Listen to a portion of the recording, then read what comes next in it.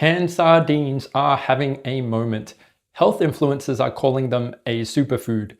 Nutritionists are recommending them over fish oil supplements, and they cost about $2 a can. But here's the question nobody's properly answering.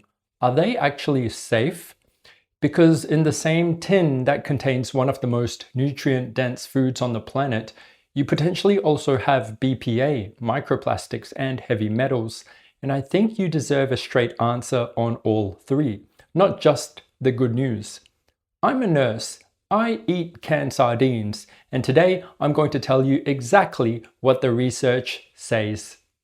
Before we get into the concerns, let's establish what we're dealing with nutritionally, because three numbers stand out above everything else. One can of sardines contains 8 times as much EPA and DHA omega-3 as the average person consumes in an entire day. Think about that, not twice as much, 8 times. A single can delivers more EPA and DHA than most people get from several days of standard fish oil supplements. 382 milligrams of calcium, 38% of your daily requirement. Here's the part most people don't know. That calcium comes from the bones. The canning process softens them to the point where they're completely edible and the calcium is bioavailable. You're literally eating bones and absorbing their minerals directly. No dairy required. Vitamin B12, 8.9 micrograms per 100 grams, more than 3 times the daily requirement in one can. What does the research say about what all of this actually does? A 2024 UK Biobank study, 117,702 people, 12.7 years of follow-up, found that those with the highest DHA levels had a 17% lower risk of dying from any cause and a 21% lower risk of dying from cardiovascular disease. That's the number that should make you pay attention to what's in your tin.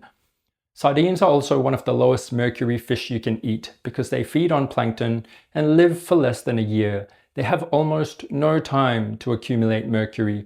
The FDA specifically lists them as a best choice for pregnant women and children. So far, so good. Now the part people don't want to talk about. Most metal cans, including most sardine cans, are lined with an epoxy resin coating to prevent the metal from reacting with the food. For decades, the primary compound used in these linings was bisphenol A, BPA. It's an endocrine-disrupting chemical that can leach from the lining into the food, particularly when the contents are acidic or exposed to heat during the canning process.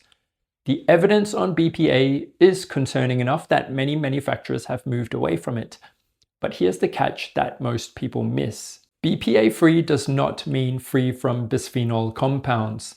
Many manufacturers have replaced BPA with BPS, bisphenol S, or BPF, bisphenol F.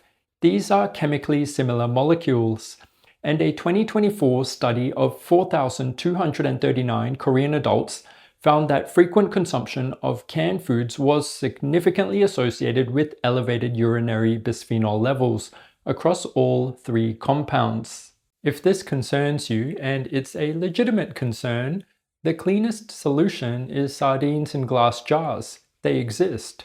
Several European brands sell them. No can lining, no bisphenol question. That's your exit ramp from this entire issue. For everyone else, BPA-free labeled cans from reputable brands are a meaningful reduction in exposure, even if the replacement compounds aren't fully characterized. The honest position is that BPA-free is better than standard, and glass is better than both. A study of 20 brands of canned sardines from 13 countries found plastic particles in approximately 1 in 5 brands.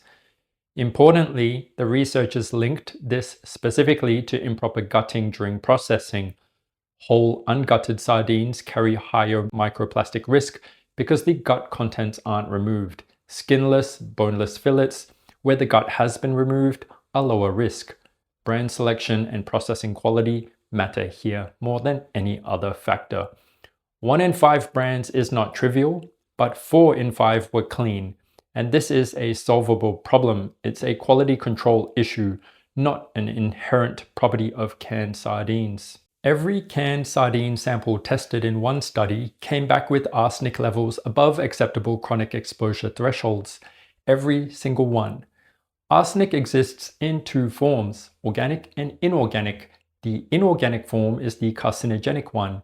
In seafood, most arsenic is the organic form, which is far less toxic and largely passes through the body. But the distinction matters, and the study did not fully separate the two.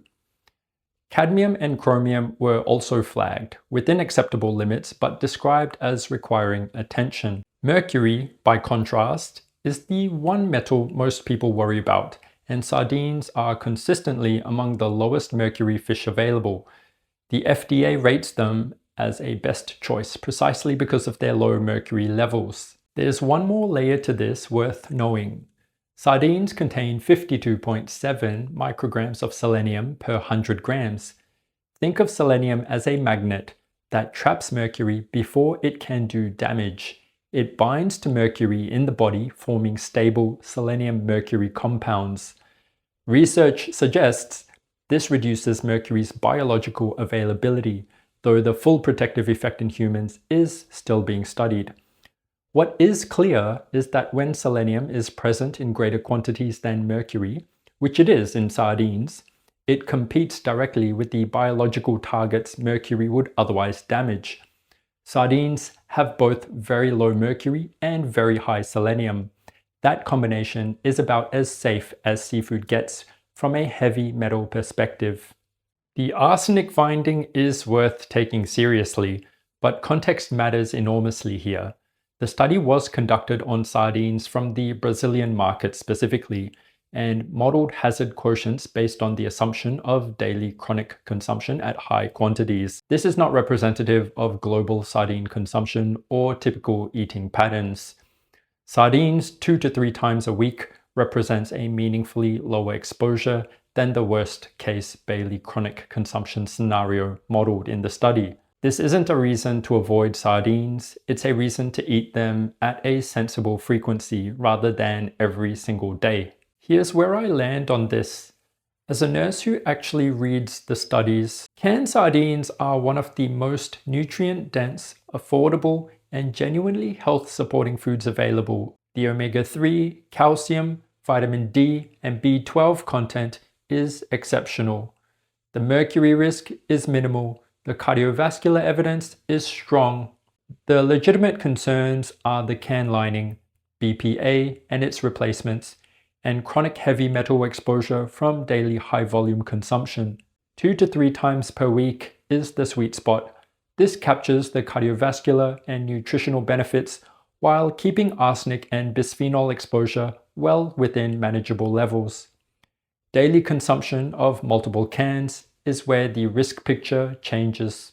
On brands, look for sardines that specifically state BPA-free lining and name the alternative material. Reputable brands including Wild Planet, Safe Catch, and quality European imports like King Oscar and Santo Amaro have made this commitment transparently.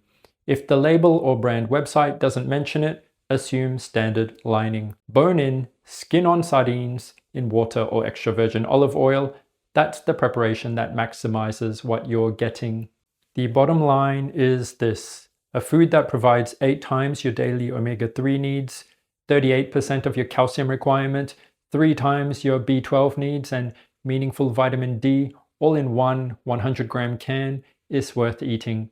The safety concerns are real and worth knowing about. They don't outweigh the benefits at a reasonable frequency of consumption. They do mean you should be informed about what you're buying. That's the full picture: the good, the concerning, and what to actually do about it. If you found this useful, subscribe. I cover research like this regularly, the good news and the inconvenient findings without the filter. There's something quite remarkable about a $2 tin containing everything the body needs, worth being grateful for.